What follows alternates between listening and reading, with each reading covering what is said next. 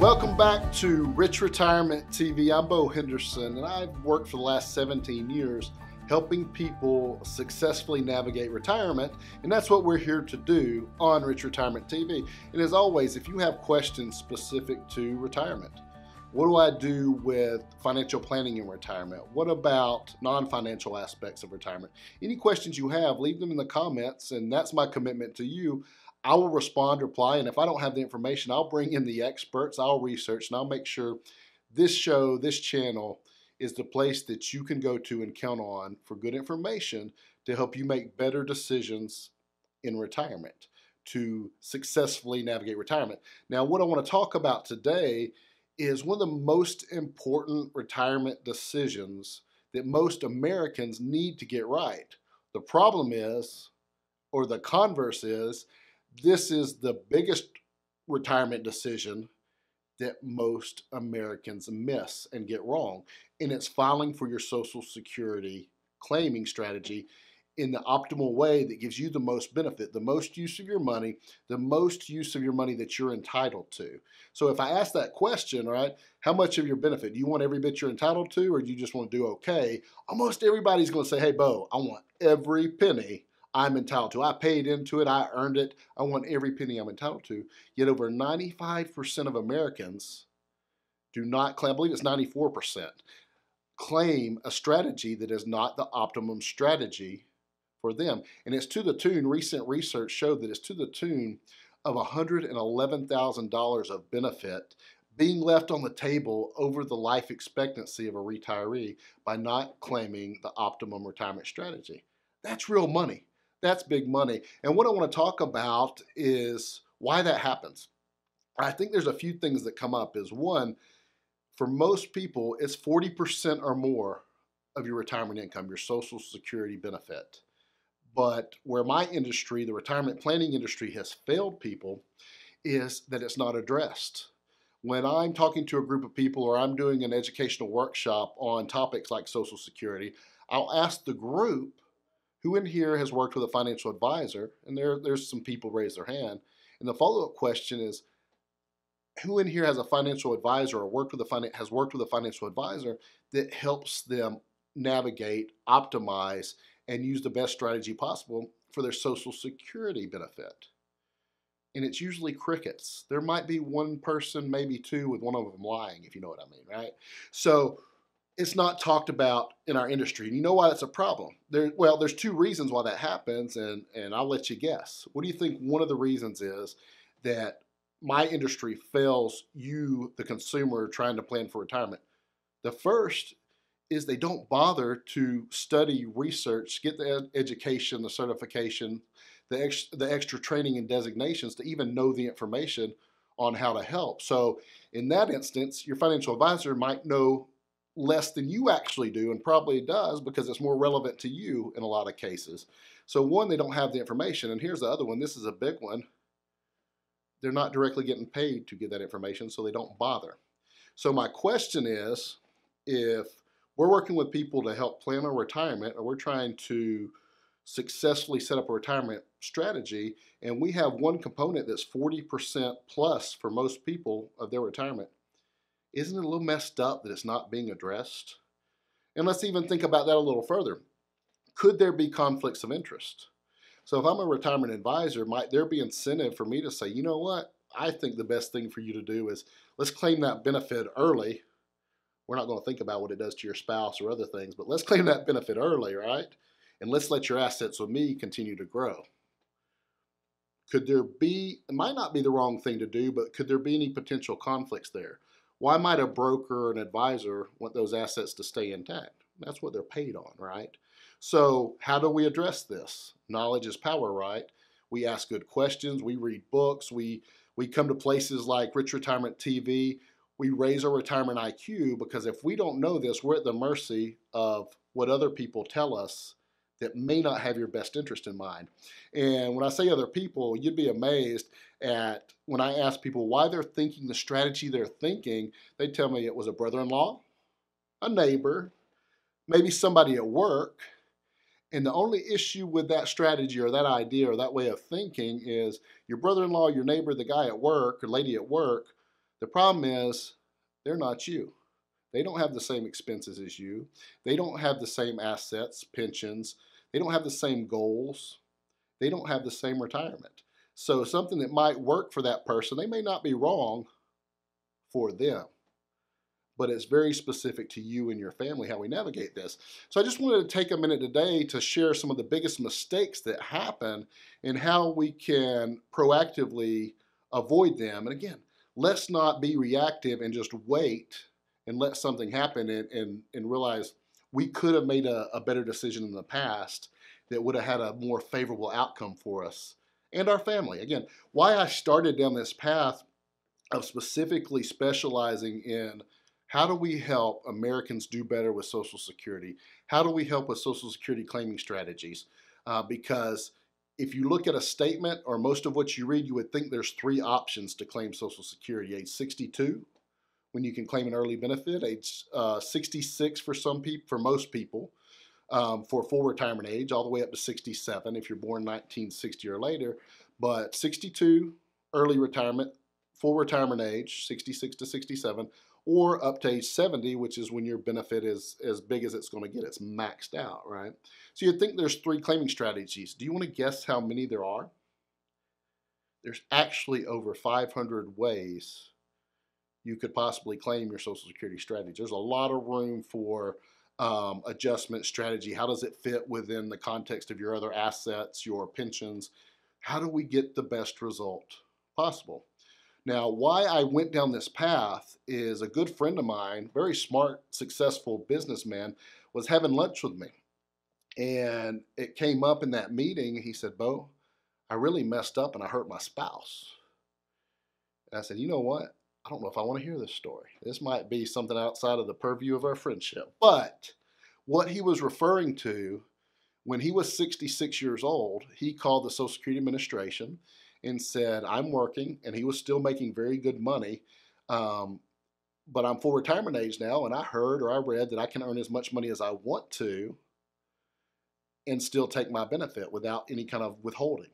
And they said, that is true. They said, why don't you, there's no reason not to. Go ahead and take your benefit because you can go ahead and pull your full retirement age benefit at 66, earn as much money as you want to, you're good to go. And that's what he did. And we were having this conversation 2 years later, and what he realized and what he didn't think through at the time was by him not delaying that benefit and getting 8% guaranteed delayed retirement credits every year he delayed, because in his case, he didn't need the money.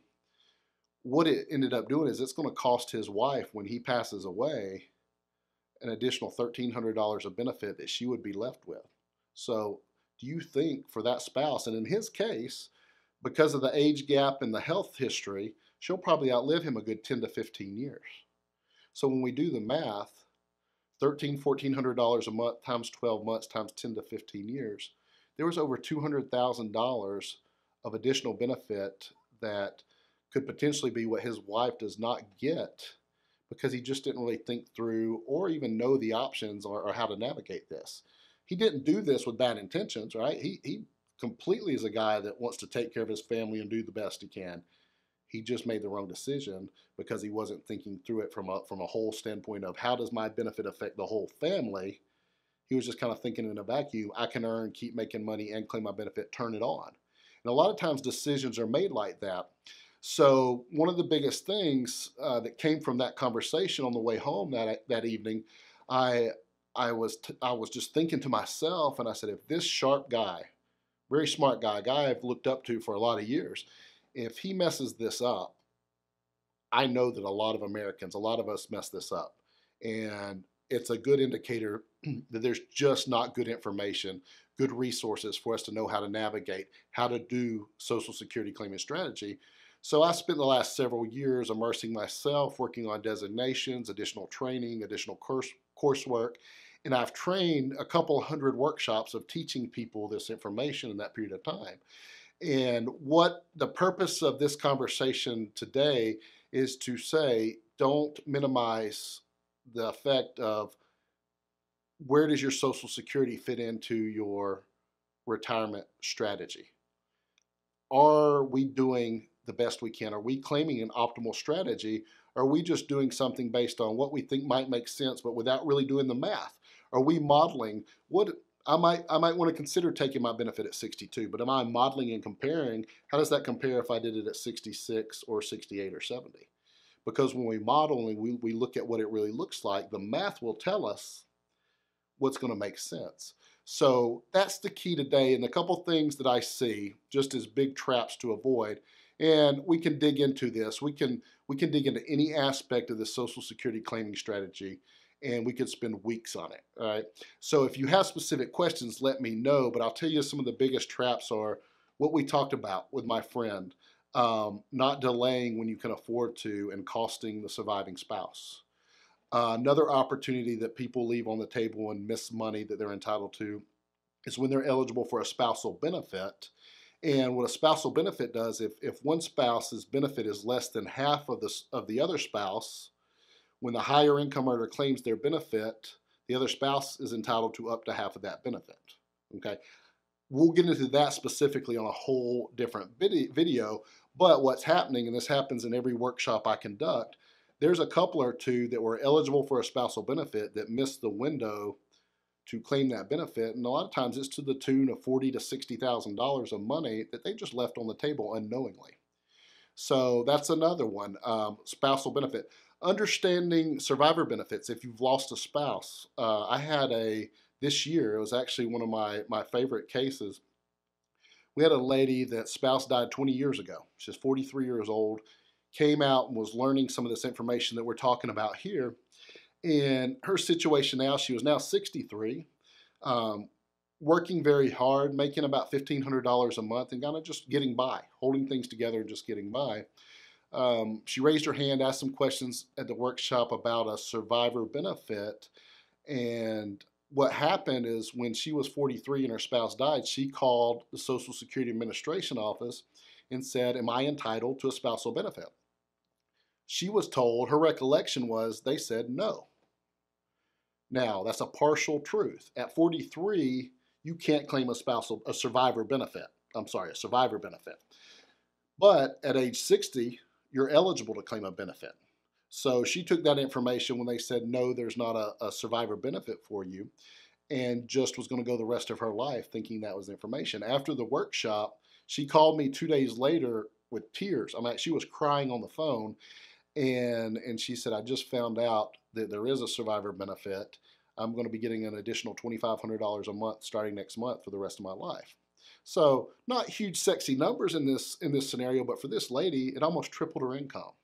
It changed her life. And one of the most impactful things she shared with me, she said, "Beau, if I didn't come to the workshop and I didn't get good information, I didn't learn the rules and how they work, I would have gone the rest of my life struggling and not have taken advantage or gotten that benefit that I was entitled to." So that's why we want to do the best we can. I think everybody really does. They want to do the best they can, but it's up to you. So here's some scenarios.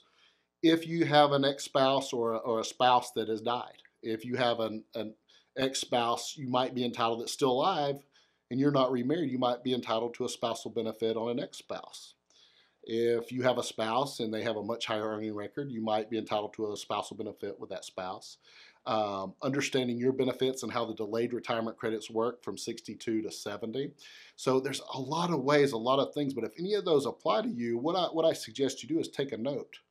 Because some of them won't, right? Not everybody's in every situation, but if it applies to you, make a note and think, what questions should I ask? What questions will help me get better information to make better decisions? And nailing Social Security is one of the most important things we can do moving towards a successful retirement in the overall context of the strategy. So what are some questions I can ask? What can I do? So here's my promise to you. I told you I would provide the answers, the resources, the information. So I brought up the big topic of Social Security benefits, and it's opening a can of worms. It is broad, and again, I could sit here and do this conversation for a week on this, but I want to ask you, what questions do you have? What applies to you? Are you wondering if there's a spousal benefit there or how this might work? Should I take this benefit here, or should I take it at 64 or 68? Let me know your specific questions. We'll answer them here we'll do a segment here on Rich Retirement TV that's truly an Ask Beau, where we'll answer your specific questions, because that's what we're here for. So again, wishing you a successful, satisfying, meaningful, and fulfilling retirement. And we do have a gift. There is a Social Security cheat sheet that we've made. So if you want to go into, there's a pinned link in the comments there. So if you want to go and download that, it'll give you 10 questions you need to ask when it's time to file your Social Security claim, so you don't get there and not know, what do you need to ask the person before you just go and submit a claim? What do we need to do to make sure we're doing the best we can do? So get the Social Security cheat sheet in the link. And again, subscribe to this channel. If this is of interest to you, if this fits you, you're in that window transitioning to or navigating retirement. And that's what we're here for, to help you navigate a successful, satisfying retirement. I'm happy to help any way I can. Let me know how we can help. And I'll see you next time right here on Rich Retirement TV. I'm Beau Henderson. Take care.